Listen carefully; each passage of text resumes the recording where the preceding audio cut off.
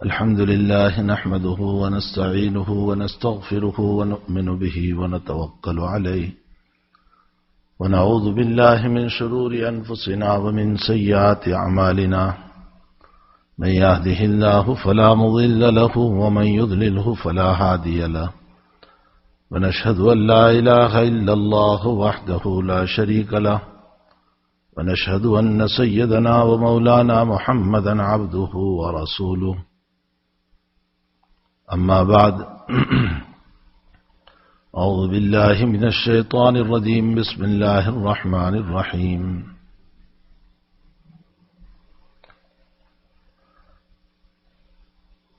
ادعوني أستجب لكم إن الذين يستكبرون عن عبادتي سيدخلون جهنم داخرين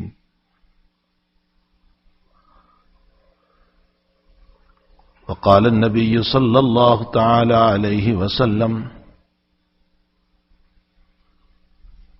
الراحمون يرحمهم الرحمن تبارك وتعالى ارحموا من في الأرض يرحمكم من في السماء.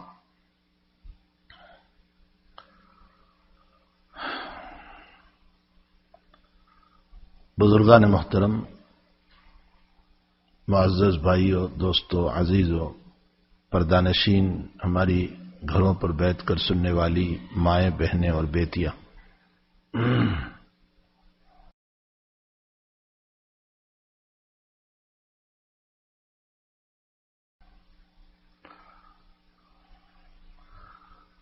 حق تعالی جل شانہ و منوالہ اپنے مومن بندوں سے بہت پیار کرتا ہے. ایمان والوں سے اللہ کو بہت پیار ہے، بہت محبت ہے. قرآن کریم میں اللہ تعالیٰ نے ایک جگہ ارشاد فرمایا ما یفعل اللہ بعذابکم ان شکرتم وآمنتم. بہت پیار سے کہہ رہا ہے ما یفعل اللہ بعذابکم ان شکرتم وآمنتم وکان اللہ شاکرا علیما. اللہ تمہیں عذاب دے کر کیا کرے گا اگر تم اللہ کے شکر گزار بندے بنو اور ایمان لے آؤ. ان شکرتم وآمنتم، اللہ تمہیں عذاب دے کر کیا کرے گا اگر تم شکر گزار بندے بنو اور اس پر ایمان لے آؤ.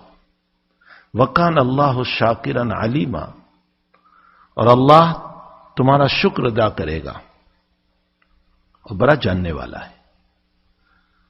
عام مفسرین اس کا ترجمہ فرماتے ہیں کہ وکان اللہ شاکرا، اللہ آپ کا شکر ادا کرے گا کا مطلب آپ کو ثواب عطا کرے گا، اپنی رحمت عطا کرے گا، اپنی بخشش عطا کرے گا. لیکن حضرت تھانوی رحمۃ اللہ علیہ فرماتے ہیں کہ اس کا کوئی ترجمہ نہ کرو، بس یہی لفظ لے لو تو اس صورت میں ترجمہ ہوتا ہے وکان اللہ شاکرا علیما. اور میرے بندے میں نے ہی تجھ کو پیدا کیا ہے، تو میرے ہاتھوں کا بنایا ہوا ہے، پھر بھی جب تو میری مانے گا تو میں تیرا شکر گزار مالک ہو کر بھی ادا کروں گا. اللہ اکبر. بزرگوں نے لکھا ہے کہ اللہ تعالیٰ نے ہمیں جتنے کاموں کا حکم دیا، جتنے کاموں کا، جتنی عبادات ہے، اخلاقیات ہے، جتنے کاموں کا حکم دیا، اس میں 4 شکلیں ہو سکتی ہیں. ایک شکل تو یہ ہے، 4 سے 5ویں شکل کوئی نہیں، اور چیلنج ہے اگر کوئی ثابت کر دے 5ویں شکل. پہلی شکل یہ ہے کہ اللہ نے جن کاموں کا، جن عبادتوں کا ہمیں حکم دیا،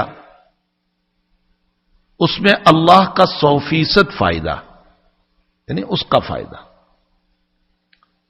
نصوص قرآنیہ اور احادیث مبارکہ کو دیکھنے سے معلوم ہوتا ہے کہ یہ بالکل نہیں ہو سکتا ہے کہ اس کا فائدہ ہو، اس لیے کہ وہ خالق، وہ مالک، وہ پالنہار، وہ ساری کائنات کو بنانے والا، آسمان اور زمین کو بنانے والا، ہم بے بس، بے کس، محتاج، پیشاب کے قطروں کے بن ہونے پر پریشان حال، ہم اس کا کیا فائدہ کریں گے؟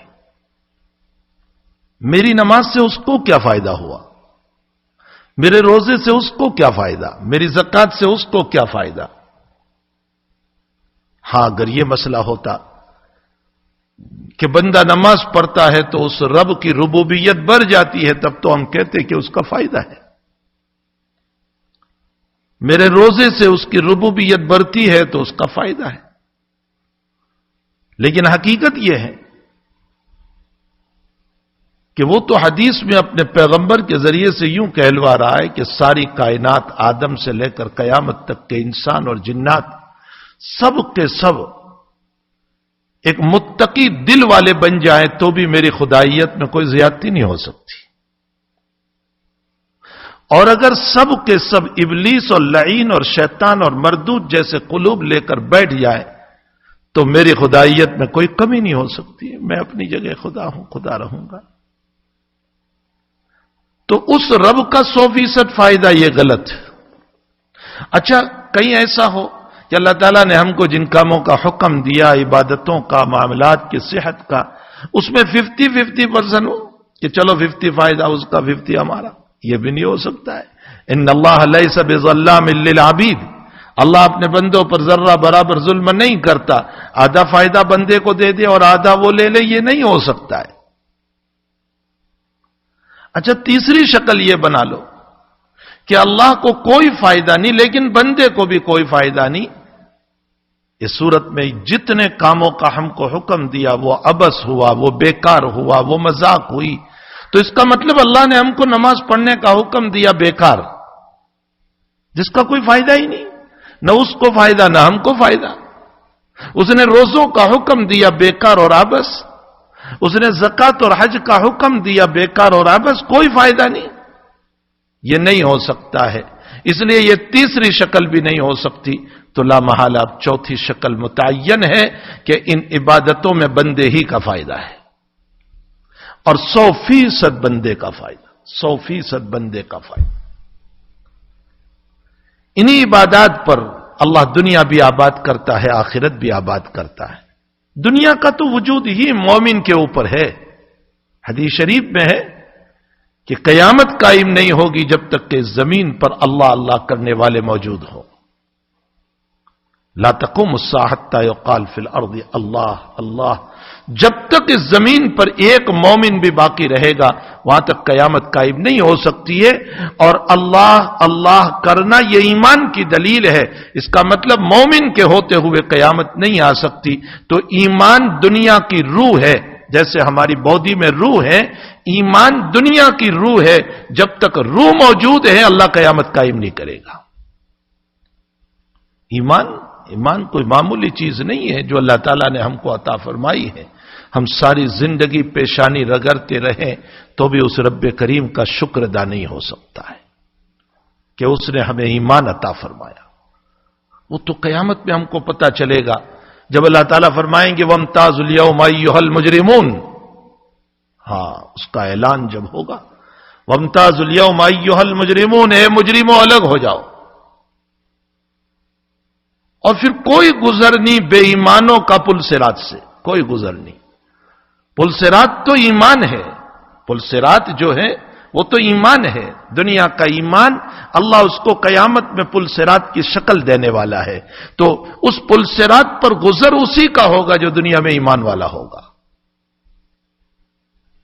باقی بے ایمانوں کے باب میں جن کے پاس ایمان نہیں، جس نے زمین پر اس کا کھا کر اس کی بغاوتیں کی، اس کا کھا کر دوسروں کو سجدہ کیا، اس کا کھا کر اوروں کے گن گائے، اس کا کھا کر دوسروں کو اپنا رب مانا، ان سے متعلق تو قرآن کریم میں اللہ تعالیٰ فرماتے ہیں خذوہ فغلوہ ثم الجحیم صلوا ثم فی سلسلۃ ذرعها 70 ذراعا فاسلکوہ انہ کان لا یؤمن باللہ العظیم ولا یحض علی طعام المسکین۔ پکڑو ان کو، باندھو ان کو زنجیروں میں۔ کتنی لمبی زنجیر؟ 70 ذراعا، 70 ہاتھ لمبی زنجیر۔ واللہ بہتر جانتا ہے کہ وہ زنجیر کیسی ہوگی۔ دنیا میں ایک کری ہم کو پہنائی جاتی ہے تو ہمارا اوپر کیا گزرتا ہے۔ فرمایا 70 ہاتھ لمبی زنجیروں میں ان کو باندھو۔ کیوں اللہ کیوں یہ تو کرے گا؟ انہ کان لا یؤمن باللہ العظیم، اس لیے کہ دنیا میں مجھے میرا کھا کر دوسروں کو سجدہ کیا تھا، میرے باغی بنے تھے، ایمان نہیں تھا. انہ کان لا یؤمن باللہ العظیم. اسی لیے مشکات شریف میں ایک روایت ہے کہ جب بے ایمان کو جہنم میں ڈالا جائے گا تو اس موقع پر اللہ تعالیٰ اس سے پوچھیں گے کہ کیا میں تجھے دنیا میں جتنی بڑی دنیا تھی وہ میں تجھے دے دوں تو آج اس عذاب سے بچنے کے لیے وہ دنیا مجھے دے دے گا؟ وہ کہے گا ایک دنیا نہیں 10 دنیا مل جائے تو میں سب دینے کے لیے تیار ہوں، لیکن اس جہنم سے آگ سے بچ جاؤں. اللہ کہے گا میرے بندے ہائے، میرے بندے، وہاں بھی میرے بندے، میں نے دنیا میں اس سے بہت چھوٹی چیز مانگی تھی اور وہ یہ تھی کہ مجھ پر ایمان لے آ. بہت چھوٹی چیز تجھ سے مانگی تھی، مجھ پر ایمان لے آ. لیکن تو ساری زندگی میری بغاوت کرتا رہا، تو ساری زندگی میری نافرمانی کرتا رہا، تو دوسروں کو سجدہ کرتا رہا، تو دوسروں کو اپنا معبود سمجھتا رہا. تو ان دلائل کو دیکھتا تھا پھر بھی تجھے تیرا رب سمجھ میں نہیں آیا. اس رب کے دلائل کیسے دیے اس نے؟ اس رب نے دلیل دی کہ تو نوالا اٹھا کر کھا رہا ہے، منہ میں رکھ رہا ہے، 2 نلیاں چل رہی ہے، ایک نلی سانس کی ہے اور ایک کھانے کی ہے. تیرے بس میں نہیں تھا نلی میں ڈالنا، جو تیرے بس کے بغیر، تیری قدرت کے بغیر، تیری طاقت کے بغیر، تیرے اختیار کے بغیر سانس کی نلی سے بچا کر کھانے کی نلی میں کس نے کھانا ڈالا؟ اگر تو اسی پر غور کر لے تو تیرا اللہ سمجھ میں آ جاتا ہے. کیسی دلیل وہ قرآن میں دے رہا ہے. وہ یہ کہہ رہا ہے کہ وَإِنَّ لَكُمْ فِي الْأَنْعَامِ لَعِبْرَةً نُسْقِيكُم مِّمَّا فِي بُطُونِهَا مِن بَيْنِ فَرْثٍ وَدَمٍ لَبَنًا خَالِصًا سَائِغًا لِّلشَّارِبِينَ. تو دودھ جو پی رہا ہے نا، وہ چاہے تو گائے کا پیتا ہو، کاؤ کا پیتا ہو، بھینس کا پیتا ہو، اونٹنی کا پیتا ہو، کسی کا بھی تو دودھ پیتا ہو. دودھ پینے سے پہلے تو سوچ لے، جہاں سے دودھ اتر رہا تھا وہاں گوبر بھی تھا، گندگی بھی تھی، پیشاب بھی تھا، خون بھی تھا. لیکن جب تجھے دودھ دیا تو نہ اس میں گوبر ہے نہ پیشاب ہے، صاف ستھرا دودھ تجھے اللہ نے عطا فرمایا. اسی پر غور کر لے تو تیرا اللہ تجھے سمجھ میں آ جاتا ہے. وہ اللہ اس پر جو ایمان لاتا ہے اس بندے سے اللہ پیار کرتا ہے. مومن سے پیار ہے، اللہ بہت پیار ہے مومن سے، بہت پیار ہے. اس کے پیار کا عالم یہ ہے کہ وہ مومن کو دنیا میں معاف کرنے کے لیے حالات بھی ڈالتا ہے. مومن پر جو حالات آتے ہیں نا، اللہ کے نبی علیہ الصلوۃ والسلام کا ارشاد گرامی ہے، مومن کو کانٹا لگے اس پر بھی ثواب. کانٹا لگا، مومن کو دکھ آیا اس پر بھی ثواب، مومن پر بیماریاں آئی اس پر بھی ثواب، مومن کو بخار آیا اس پر بھی ثواب. فرمایا یا تو میں تیرے گناہ معاف کروں گا.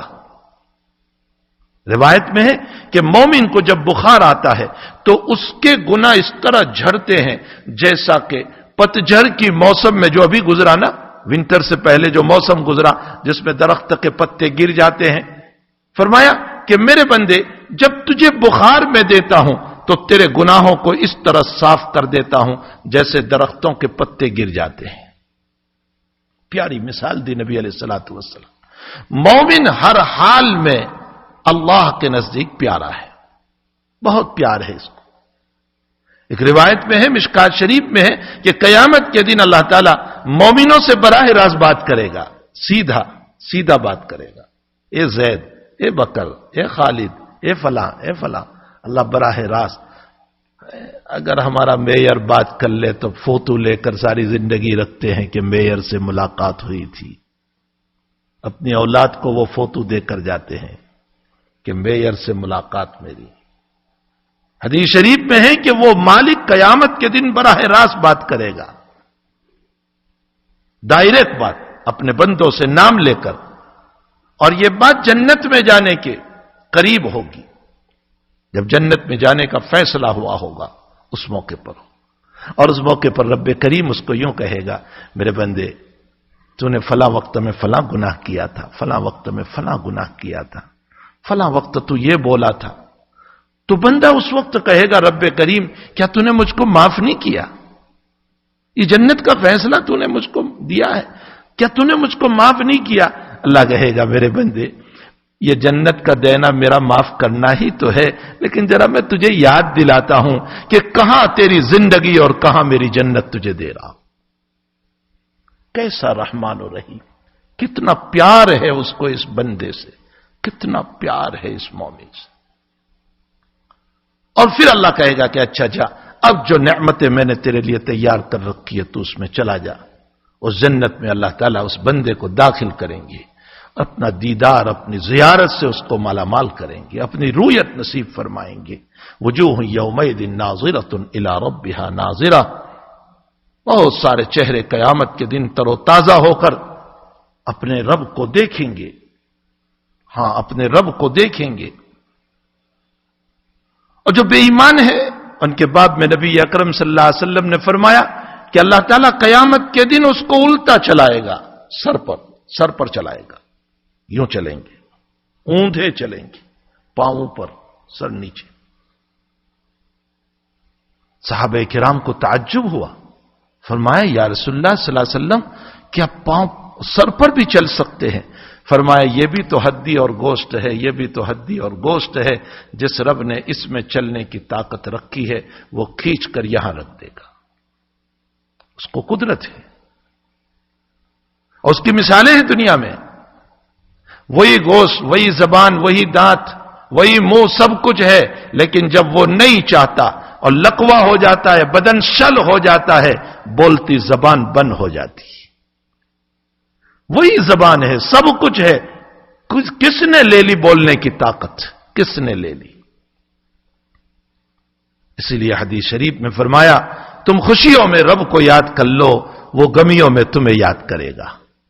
تم خوشیوں میں رب کو یاد کرو، وہ غمیوں میں تمہیں یاد کرے گا۔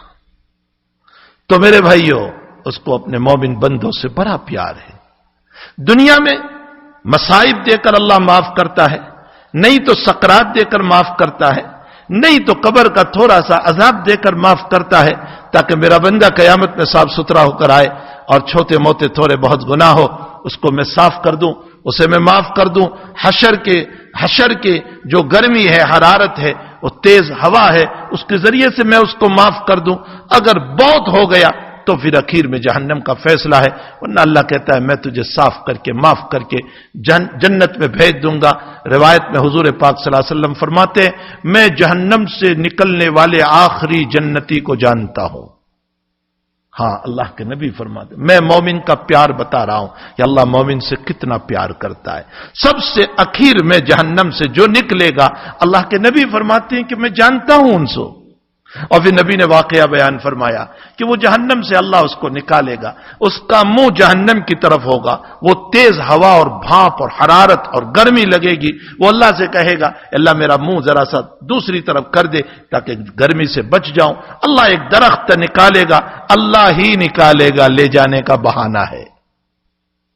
وہ کہے گا اللہ مجھے اس درخت کے نیچے بھیج دے، تو اللہ کہے گا آئندہ تو کچھ نہیں مانگے گا، وہ کہے گا تیری عزت کی قسم میں نہیں مانگوں گا۔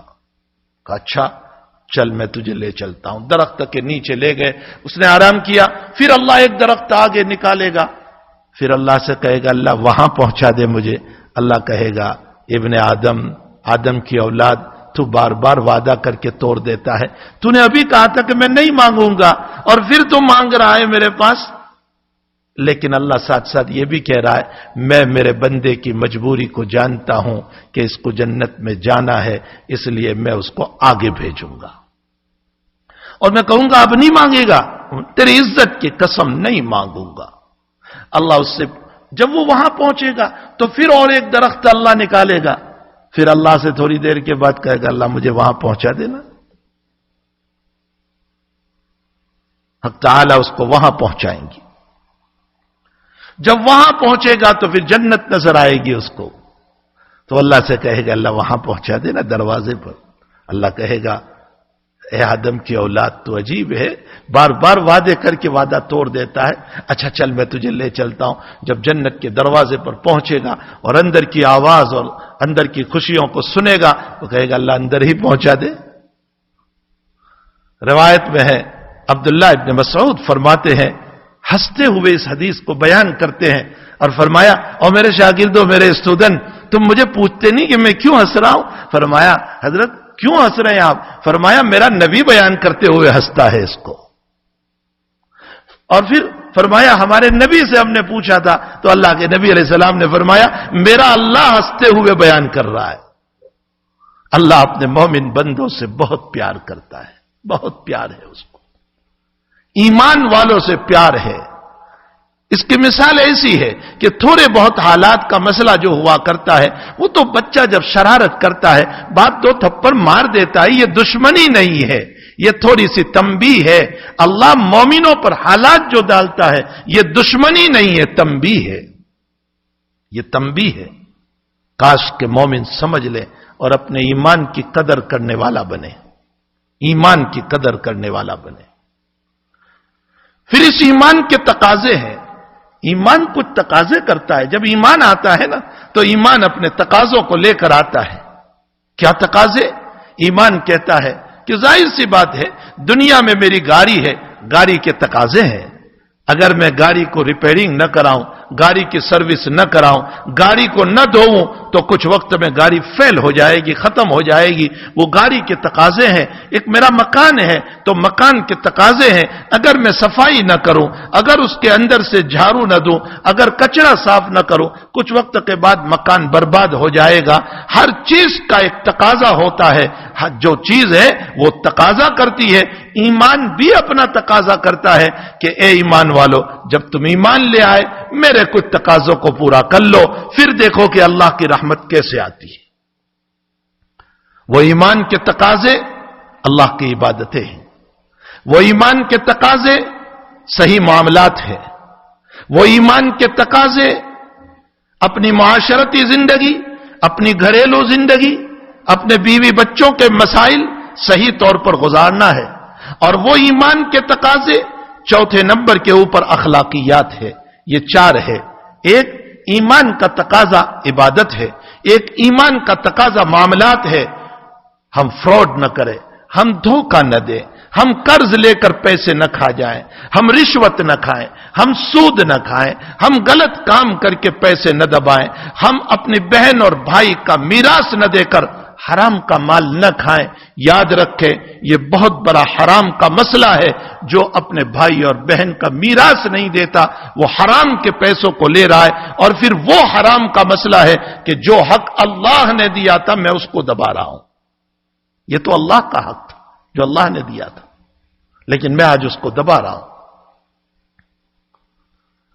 تو یہ ایمان کو تقاضے کرتا ہے ہمارے اخلاق و کیریکٹر اچھے ہو، ہمارے اخلاق اور کیریکٹر اچھے ہو۔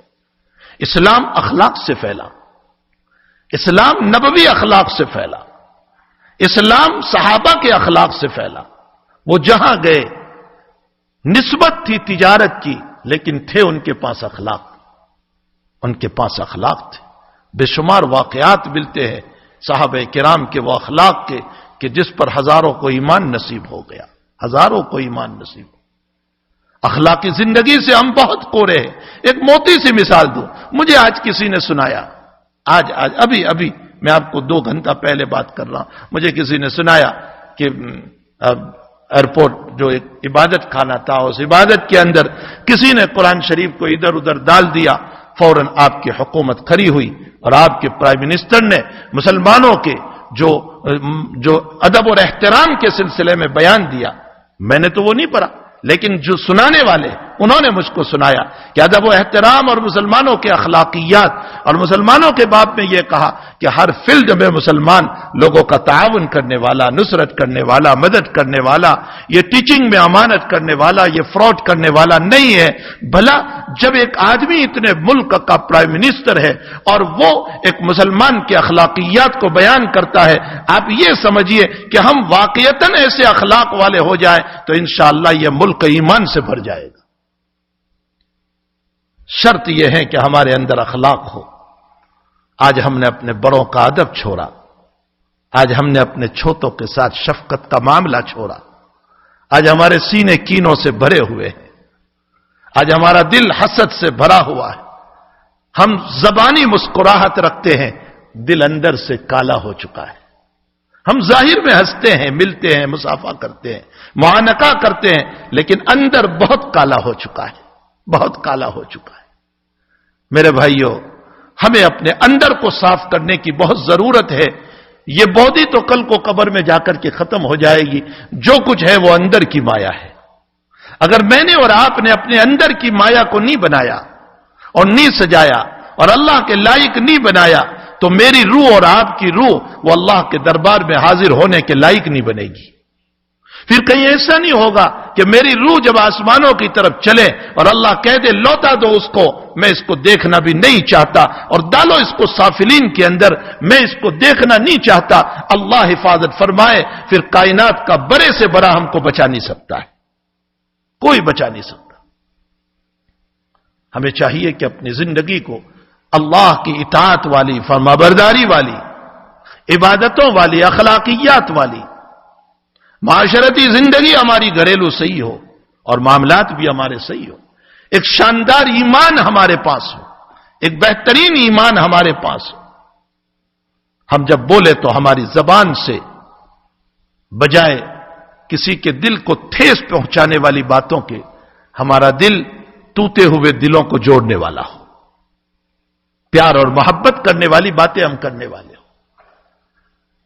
لیکن چونکہ بشر ہے، بندہ ہے، کچھ نہ کچھ معاصی گناہ ہوتے رہتے ہیں، تقاضا ہے بدن کا کہ بشری زندگی ہے اور اس بشری زندگی کے اندر کچھ نہ کچھ معاصی اور گناہ ہوتے رہتے ہیں۔ 100% بچنا چاہے انسان تو بھی اس کا نفس اس کے ساتھ ہے، ابلیس اور شیطان اور اس کی ذریت ہمارے ساتھ ہے، وہ چاروں طرف لگے ہوئے ہیں۔ وہ اللہ سے عہد کر کے آیا ہے، لَأَقْعُدَنَّ لَهُمْ صِرَاطَكَ الْمُسْتَقِيمَ ثُمَّ لَآتِيَنَّهُمْ مِنْ بَيْنِ أَيْدِيهِمْ وَمِنْ خَلْفِهِمْ وَعَنْ أَيْمَانِهِمْ وَعَنْ شَمَائِلِهِمْ وَلَا تَجِدُ أَكْثَرَهُمْ شَاكِرِينَ۔ فرمایا میں ان کے آگے بیٹھوں گا، ان کے پیچھے چلوں گا، ان کے لائٹ میں، ان کے ریفت میں ان کو بہتانے کی جو ہے اس کو ہٹانے کی کوشش کروں گا۔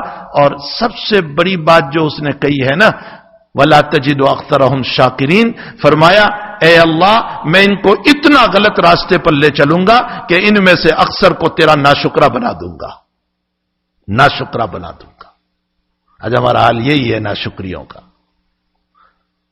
ساری زندگی صحت والی دولت ملی اور تھوڑی سی بیماری آئی تو شکوہ شکایت۔ ساری زندگی اچھے لقمے ملے، کبھی کروا پن آ گیا تو اس رب سے شکوہ شکایت۔ ساری زندگی حلال کا کھلاتا رہا، تھوڑے سے حالات آئے تو حرام میں ہاتھ مار دیا، ناجائز میں ہاتھ مار دیا۔ یہ ناشکری ہے، یہ شیطان کا وعدہ ہے، میں ان میں سے اکثر کو ناشکرے بنا دوں گا، وہ تیرے شکر گزار نہیں ہوں گے۔ اور وہی ناشکری کلمات کفر بلوا دیتی ہے، نتیجہ یہ ہوتا ہے کہ ہم بے ایمان ہو جاتے ہیں۔ وَلَا تَجِدُ أَكْثَرَهُمْ شَاكِرِينَ۔ نام سنا اپنے لقمان کا قرآن کریم میں، حالانکہ وہ نبی نہیں ہے لیکن اللہ قرآن میں اس کا تذکرہ کر رہا ہے۔ بڑا حکیم اور بڑا دانا انسان گزرا ہے۔ بعضوں نے کہا ایوب علیہ السلام کے زمانے میں، بعضوں نے کہا داؤد علیہ السلام کے زمانے میں، بعضوں نے اور بھی باتیں نقل کی ہے۔ بہرحال لقمان حکیم پہلے گزرے ہیں، ان کی باتیں قرآن کریم میں بطور نصیحت جو وہ کیا کرتے تھے، قرآن نے نصیحتوں کو نقل کیا، اس لیے کہ ان کی نصیحت بہت پیاری تھی۔ ان نصیحتوں میں اپنے بیٹے کو نصیحت کرتے ہوئے انہوں نے کہا اے میرے بیٹے، پاؤں پچھاڑتے ہوئے اور کودتے ہوئے نہ چلا کرو، اس لیے کہ تم پاؤں کو پچھاڑ کر اور اچھل اچھل کر چلنے سے آسمان کی بلندیوں کو نہیں پہنچ سکتے۔ زور سے نہ بولا کرو، ان انکر الاصوات لصوت الحمیر، گدھوں کی آواز ہے۔ بہت پیاری نصیحتیں فرمائی، قرآن نے ان کی نصیحتوں کو قرآن میں نقل کیا ہے۔ یہ لقمان ایک مرتبہ جو ہے ککری کاٹ رہے تھے اور اپنے آقا کو کھلا رہے تھے، اپنے مالک کو، یہ غلام تھے۔ تو ایک ککری کو آقا نے یہ کہا کہ تم بھی کھا لو۔ جب وہ کھانے لگے تو خالی تھوڑا سا ٹکڑا باقی رہ گیا، آقا نے کہا لاؤ مجھے دے دو۔ تو کھانے لگے تو بہت کڑوی تھی، تو آقا نے کہا کہ عجیب ہے، تو پوری ککری جو کڑوی تھی وہ پوری کھا گیا، یہ تو میں نے ذرا کھایا تو مجھے کڑوی لگی، تو پوری کھا گیا۔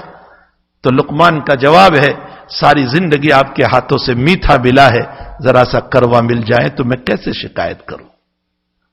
ساری زندگی وہ رب ہم کو اچھے اچھے لقمے کھلا رہا ہے، کیا کبھی وہ ذرا سا مسئلہ کر دے کیا ہم اس کے بغاوت پر اتریں گے؟ اس کی نمازیں چھوڑیں گے؟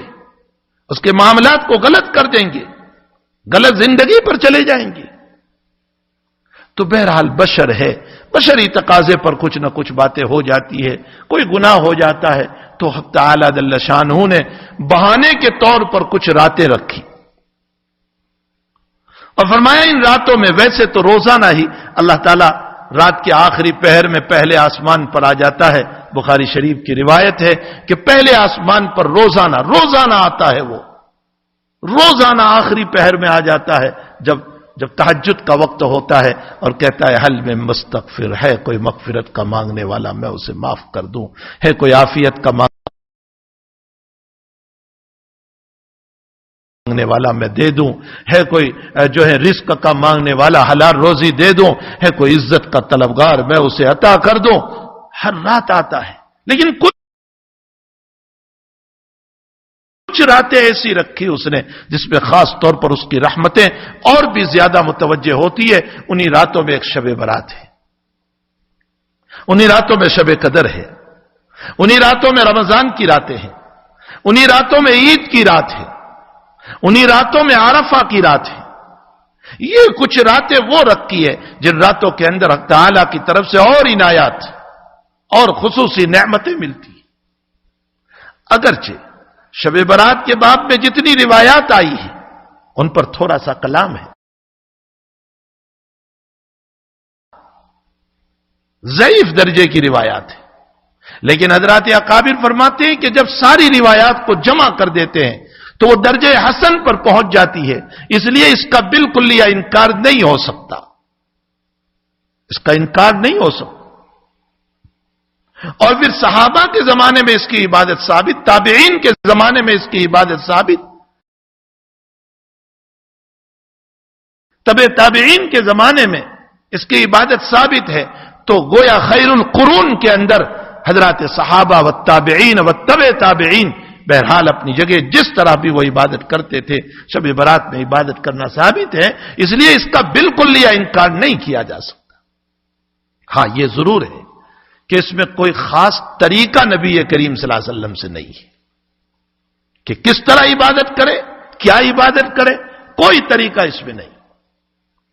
اللہ کے نبی کی یہ جو بعض پرچے لکھے جاتے ہیں کہ آج کی رات میں 4 رکعت ایسے پڑھو، اس میں یہ سورت پڑھو اور فلاں سورت پڑھو اور یہ سورت پڑھو اور یہ پڑھو، یہ نبی کریم صلی اللہ علیہ وسلم سے ثابت نہیں ہے، کوئی عبادت کا طریقہ نہیں، بلکہ افضل و بہتر یہ ہے کہ انسان اپنے گھروں میں انفرادی طور پر عبادت کرے، اپنے گھروں پر انفرادی طور پر۔ بخاری شریف کی روایت ہے اپنے گھروں کو قبرستان نہ بناؤ، اپنے گھروں کو قبرستان نہ بناؤ، اس لیے کہ وہ میت بھی قبرستان میں عبادت نہیں کرتی، تم بھی گھروں میں عبادت نہیں کرو گے، تمہارا گھر اور قبرستان برابر ہو گیا۔ اپنے گھروں میں عبادت کرو۔ تو جو نوافل پڑھ سکتے ہیں اس رات میں پڑھیے، خصوصاً تہجد ایک ایسی نماز ہے کہ جس پر بڑے فضائل آئے ہیں، تو ہمیں چاہیے کہ ہم تہجد کا اہتمام کر لیں، جتنی دیر ہو سکے تلاوت قرآن کر لیں، جو میسر ہو تسبیحات پڑھ لیں، درود شریف پڑھ لیں، کوئی خاص عبادت صاحب شریعت صلی اللہ علیہ وسلم سے نہیں ہے۔ ہاں ضعیف روایت میں اتنا آیا ہے کہ رات میں عبادت کرے، یہ باعث اجر و ثواب ہے، اور صبح روزہ رکھے، لیکن ہمارے فقہا نے اس روزے کو بھی جو سنن روزے ہیں، سنت روزے، اس میں شمار نہیں کیا، جیسے عاشورہ کا روزہ شمار کیا گیا اور عرفہ کا روزہ شمار کیا گیا، شب برات کا روزہ اس میں شمار اس لیے نہیں کیا جاتا کہ وہ ایک روایت ہے اور ضعیف ہے۔ البتہ یہ 3 دن جو ہے 13، 14 اور 15 یہ ایام 20 کہے جاتے ہیں، اور ایام 20 کے روزے جو ہیں وہ نبی کریم صلی اللہ علیہ وسلم کی سنت ہے، ہر مہینے رکھنا چاہیے ایام 20 کے روزے۔ ایام 20 کا معنی 13، 14 اور 15 ہر مہینے، 20 کا معنی ابیض سفیدی، اور ان 3 دن کے اندر چاند جو ہے بالکل سفیدی پر آ جاتا ہے. نبی علیہ السلام کا معمول تھا کہ وہ ہر مہینے ان 3 دنوں کے روزے کو رکھا کرتے تھے, اور حدیث میں ہے کہ ایک روزے پر 10 روزوں کا ثواب. تو یہ 3 روزے جب ہم رکھتے ہیں 13, 14 اور 15, تو اللہ تعالیٰ پورے مہینے کا ثواب دے دیتا ہے. تو ہر مہینے 3 روزے, پورے مہینے کا ثواب. ہر مہینے رکھتے چلے جائیں گے 12 مہینوں کا ثواب ملے گا. ان ایام 20 میں یہ روزہ بھی آ جاتا ہے. تو بہرحال یہ حدیث شریف میں آیا ہے کہ 22 اجر و ثواب ہے اس کی عبادت, اور دن کا روزہ ہے. اور پھر قبرستان جانے کا مسئلہ صاحب شریعت صلی اللہ علیہ وسلم سے 1 مرتبہ ہے. 1 مرتبہ آپ قبرستان تشریف لے گئے ہیں. روایت پر اگرچہ اس میں بھی کلام ہے, لیکن 1 مرتبہ کا ثبوت ملتا ہے.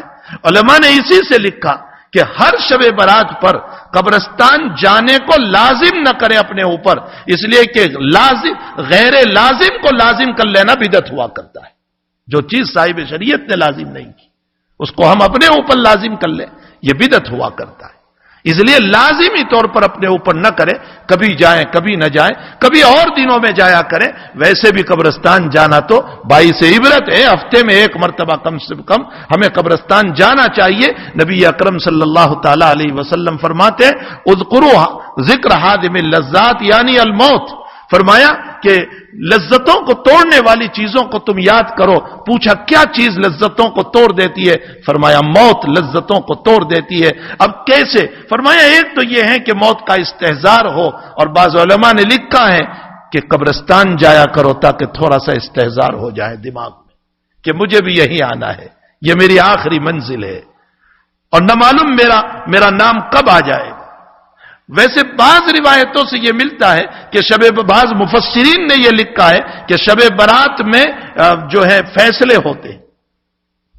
ساری کائنات کے فیصلے تو اللہ نے دنیا بنانے سے پہلے کر لیے ہیں. وہ ساری تقدیریں لکھی جا چکی ہے. جف القلم بما انت لاق, بخاری کی روایت ہے, قلم خشک ہو گیا تمہاری تقدیروں کو لکھ کر. آنے والے سارے لوگوں کی تقدیر قیامت تک کے انسانوں کی اللہ نے لکھ دی. لیکن وہ ایک مجموعی چیز تھی. اللہ اس کے اندر سے اب سالانہ بجٹ نکال کر فرشتوں کو دیتا ہے. وہ جو مجموعی چیز ہے جو کائنات کے وجود سے پہلے اللہ نے لکھا ہے, اس مجموعے کے اندر سے, اس پوری بک کے اندر سے سال کا کوتا اللہ ملائکہ کو دیتا رہتا ہے کہ تمہیں اس سال کے اندر یہ کام کرنا ہے. ویسے علماء نے لکھا ہے کہ شب قدر میں یہ فیصلے ہوتے ہیں, لیکن کچھ مفسرین کا خیال ہے کہ شب برات میں ہوتے ہیں. ہمارے بعض اکابر نے اس میں تطبیق یہ بیان فرمائی کہ شب برات سے لے کر شب قدر کے بیچ میں اللہ اس کوتے کو حوالے کرتا ہے. یعنی اس درمیان اللہ فرشتوں کے حوالے کرتا ہے. سال بھر کا جو بجٹ ہے وہ اللہ فرشتوں کو دیتا ہے. کون مرے گا, کون جیے گا, کس کی عزت, کس کی ذلت, کس کا رزق, کس کی عمر, کس کے مسائل, کس کی دکان چلے گی, کس کی دکان نہیں چلے گی, کس کی اولاد بیمار ہوگی, کس کو صحت و شفا ہوگی. سارے مسائل جو سالانہ کا بجٹ ہے وہ اللہ تعالیٰ ابھی سے شب قدر کے بیچ میں اپنے فرشتوں کو دے دیا کرتا ہے. ہم زمین پر چلتے پھرتے ہیں اور کہیں ایسا نہ ہو کہ ہمارے بجٹ کے اندر ہمارا نام موت والوں میں نہ آ چکا ہو کہ اگلے سال میں اس کی موت. ہمیں پتہ بھی نہیں, ہم خوش ہیں, ہم دوڑ رہے ہیں, ہم چل رہے ہیں, ہم تیر رہے ہیں, ہم پھر رہے ہیں, اور آج کے بجٹ میں کہیں ہمارا نام اس کے اندر نہ آ چکا ہو. تو بہرحال میرے بھائیوں, ایسی مبارک راتوں کے اندر خصوصی طور پر, ویسے تو اللہ ہر رات میں اپنے بندوں کو صدا لگاتا ہے مجھ سے مانگو میں دوں گا, لیکن ایسی راتوں کے بعد میں آتا ہے کہ مغرب ہی سے شروع ہو جاتا ہے. یہ مغرب سے شروع ہو گیا, ابھی سے اللہ کی پکار ہو رہی ہے, مانگو مجھ سے میں تمہیں معاف کروں گا. ابھی سے شروع ہو گیا, میں تمہیں رزق دوں گا, عزت دوں گا, دولت دوں گا, مجھ سے مانگو. میں نے آج دوپہر میں ایک بیان ہو رہا تھا, میں نے اس میں یہ کہا کہ دنیا میں جب ہم کسی سے سوال کرتے ہیں, وہ کتنا مخلص دوست کیوں نہ ہو, لیکن جب ہم سوال کرتے ہیں 2 منٹ کے لیے تو اس کے دل پر بھی تھوڑا سا اثر آتا ہے کہ مجھ سے مانگا گیا. لیکن وہ رب ایسا ہے کہ جو نہ مانگنے پر ناراض ہوتا ہے اور مانگنے پر خوش ہوتا ہے. تو ہم اسی سے کیوں نہ مانگیں, اسی سے کیوں نہ مانگیں. اپنا دامن اسی کے سامنے کیوں نہ پھیلائے، اپنی جھولی اسی کے سامنے کیوں نہ پھیلائے، اپنے گناہوں پر معافی مانگو، اپنے معاملات کی برائی پر معافی مانگو، اپنی اچھی تقدیر اللہ سے مانگو، اچھی تقدیر کا سوال اللہ سے کرو، ان مصائب اور بلا اور وبا سے پناہ مانگو، اللہ تعالیٰ سے دعاؤں کا اہتمام کرو۔ ہمارے اکابر کی زندگی کو جب ہم پڑھتے ہیں، وہ مانگنے کا وہ مزاج ان کا اپنے رب سے کہ جیسے اپنے رب کو منوا رہے ہیں۔ مذہبوں کے حالات میں لکھا ہے وہ اپنے رب کو منوا رہے ہیں اور کہہ رہے ہیں اللہ تجھے کرنا پڑے گا، اور اللہ ان کی دعاؤں پر فیصلے کرتا ہے، ان کی دعاؤں پر فیصلے ہوتے ہیں۔ وہ مذہب الحال لوگ ہوا کرتے ہیں جو اللہ کو منوا کر رہتے ہیں۔ آپ نے نام سنا ہوگا بہاؤدین نقشبندی رحمت اللہ علیہ، سلسلہ نقشبندیہ کے بہت بڑے بزرگوں میں سے بعض لوگوں کے تعداد کے مطابق ان کے ہاتھ پر لاکھوں لوگ ایمان لے آئے، لاکھوں لوگوں کو ایمان نصیب ہوا۔ ان کا مزار ازبیکستان میں ہے، لیکن انہوں نے اپنی وفات سے پہلے ایک شعر دیا تھا کہ جب تم میرے جنازے کو لے کر چلو اور جب قبر میں اتارو تو یہ شعر پڑھتے ہوئے اتارنا۔ وہ کیا شعر؟ مسکنانم آمدہ در مسکنانم آمدہ در کوئے تو شیئن للہ الزمال روئے تو۔ اے اللہ میں مسکین بن کر کے آیا ہوں تیرے دروازے پر، جن کے ہاتھوں لاکھوں کو ایمان نصیب ہوا وہ یہ کہہ رہا ہے کہ میں تیرے در پر ایک مسکین اور فقیر بن کر کے آیا ہوا ہوں۔ مسکنانم آمدہ در کوئے تو شیئا للہ الجمال روئے تو۔ اے اللہ تیرے جمال کا ایک چھیتا مجھ کو مل جائے، تیرے جمال کا، تیری عطا کا، تیری بخششوں کا ایک چھیتا مجھ کو مل جائے۔ دستبر آ جانب زنبیل ماں، دستبر آ جانب زنبیل ماں۔ اے اللہ تو تیری رحمت والا ہاتھ اس غریب اور اس مسکین کی طرف بڑھا دے، تیرا کچھ نہیں بگڑے گا، تیرا یہ بندہ جنت کے لائق بن جائے گا۔ کیا تواضع اور عاجزی تھی، کیا انکساری تھی ان کے اندر کہ سب کچھ کرنے کے باوجود اللہ سے معافی تلافی، اللہ سے مانگنا، اللہ سے رونا دھونا۔ تو بہرحال یہ راتیں ہم کو اس لیے دی جاتی ہے تاکہ ہم اس میں کچھ اپنے رب سے مانگ لیں، کچھ آنسو بہا لیں۔ اللہ کے وہاں رونے والوں کے آنسو بہت قیمتی ہے۔ حدیث شریف میں آتا ہے 7 قسم کے لوگ وہ ہیں جب قیامت میں کوئی سایہ نہیں ہوگا اللہ اپنے عرش کے سائے میں رکھے گا۔ 7 یظلہم اللہ یوم لا ظل الا ظل عرش الرحمن۔ رحمان کا سایہ اس وقت رحمان کے عرش کا سایہ ہوگا۔ وہ 7 قسم کے لوگ کون ہیں؟ امام عادل، انصاف کرنے والا بادشاہ، چاہے وہ فیملی کا ہو چاہے اس سے اوپر کا ہو، یہاں تک کہ ملک کا حاکم کیوں نہ ہو، اوپر سے نیچے تک جتنے بڑے ہیں ان سب سے متعلق یہ ہے امام عادل، انصاف کرنے والا بادشاہ۔ دوسرا کون؟ دوسرا وہ آدمی جس کا دل مسجد سے لگا ہوا ہے کہ کب اذان ہو میں نماز پڑھ لوں۔ رجل قلبہ معلق بالمسجد، جس کا دل مسجد سے لگا ہوا ہے۔ تیسرا وہ آدمی کہ جو محبت کرتا ہے تو اللہ کے خاطر اور دشمنی کرتا ہے تو اللہ کے خاطر، دنیا کے خاطر نہیں۔ آج میری اور آپ کی دوستی بھی دنیا کے خاطر اور میری آپ کی دشمنی بھی دنیا کے خاطر۔ میرا ان سے بنا نہیں، میری دشمنی ہے، اور مجھے انہوں نے کچھ دیا تو میری دوستی ہے۔ اغراض پرستی ہے، اغراض پرستی۔ اور اللہ کا نبی یہ کہہ رہا ہے کہ تمہاری دوستی اللہ کی خاطر ہے۔ یحب للہ ابغض احب للہ وابغض للہ، اللہ کے لیے محبت، اللہ کے لیے دشمنی۔ اور چوتھا وہ آدمی ہے کہ جس کو حسن و جمال والی اور اونچے خاندان والی عورت سامنے سے بلائے غلط کام کے لیے، برائی کے لیے، اور یہ بندہ یوں کہہ دے نہیں مجھے میرے رب کا ڈر ہے، میرے اللہ کا ڈر ہے، میں یہ کام نہیں کر سکتا، میں یہ کام نہیں کر سکتا ہوں۔ فرمایا اللہ اس کو اپنے عرش کے سائے میں رکھے گا۔ اور ایک آدمی وہ ہے شاب نشأ فی عبادت اللہ تعالی، وہ جوان جس نے اپنی جوانی کو اللہ کی عبادت میں گزارا۔ کتنے جوان بیٹھے ہوئے ماشاءاللہ، وہ جوان جس نے اپنی جوانی کو اللہ کی عبادت میں گزارا۔ اللہ کو جوانی کی عبادت بہت پسند ہے، جب اس کا نفس بھی اچھل رہا ہے، کود رہا ہے، گناہ کرنے کے لیے، برائیوں کے لیے، گندگیوں کے لیے، اچھی اچھی صورتوں کو دیکھنے کے لیے اندر سے جوانی اچھل رہی ہے اور نفس کود رہا ہے برائیوں کے لیے، ایسے وقت میں اپنے نفس پر یوں مار کر اللہ کے در پر جب آتا ہے، مولا اس کے سجدوں پر لاکھوں سجدوں کا ثواب دیتا ہے۔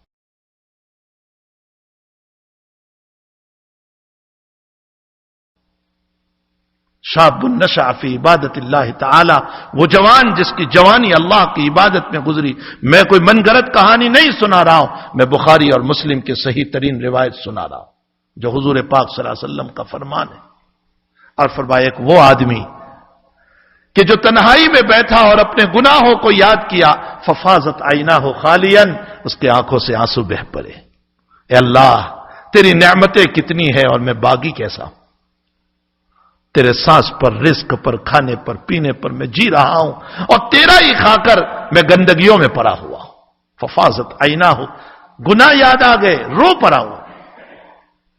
فرمایا اللہ اپنے عرش کے نیچے اسے جگہ عطا فرمائیں گی۔ اپنے حالات پر تو بہت لوگ روتے ہیں، بیماری آ گئی رونا آ گیا، بچہ بیمار رونا آ گیا، بیوی بیمار رونا آ گیا، دکان نہیں چل رہی ہے رونا آ رہا ہے، قرض سر پر ہو گیا رونا آ رہا ہے، ان سارے مسائل میں رونا آ رہا ہے، لیکن گناہوں کو یاد کرنے والے اور گناہ کو یاد کر کے رونے والے بہت تھوڑے۔ اپنے گناہوں کو یاد کر کے روئیں۔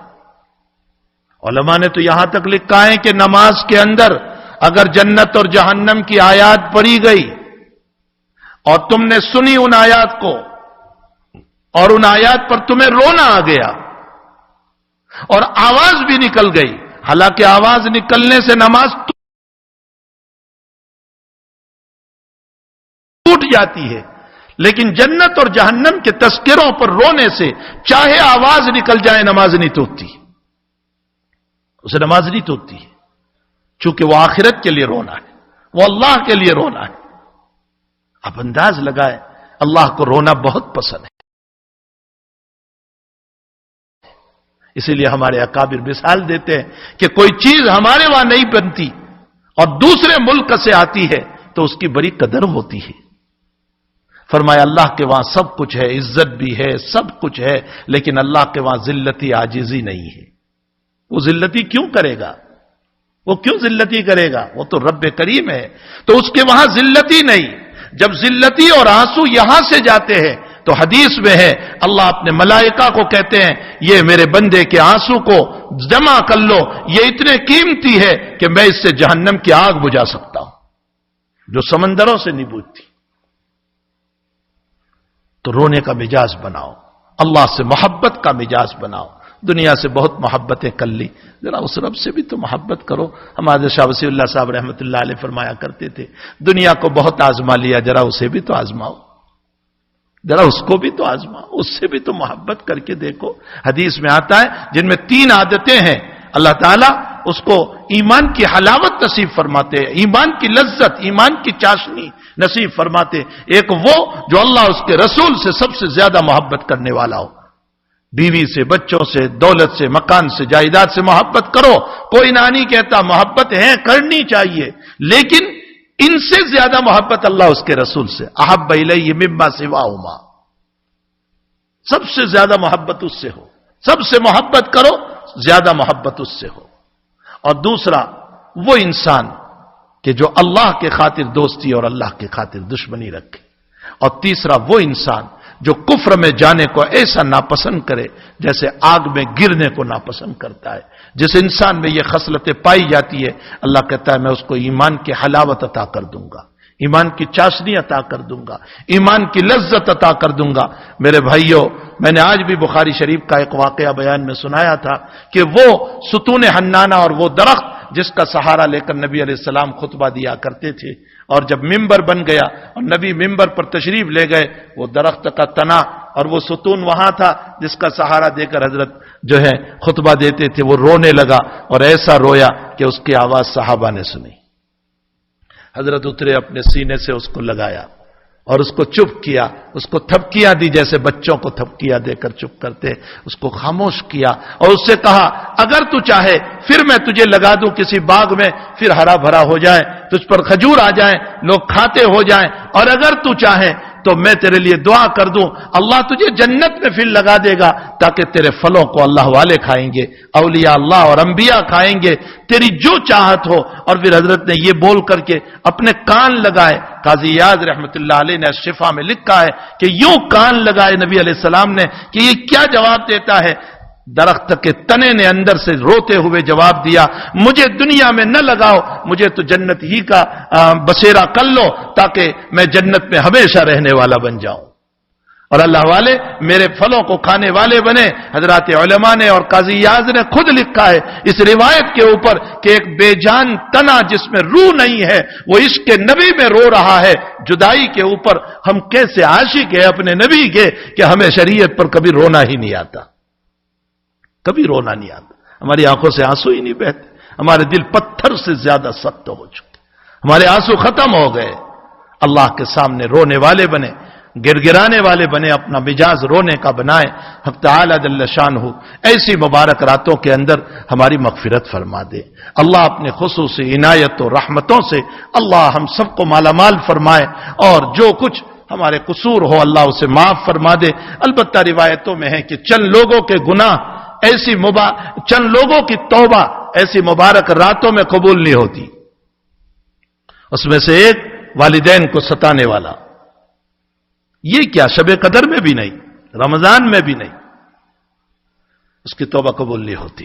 والدین کو ستانے والا، اپنے والدین اگر ناراض ہے ان کو منوا لے، اور اگر انتقال کر چکے ہیں تو ان کی قبروں پر جائیں، ان کے لیے ایصال ثواب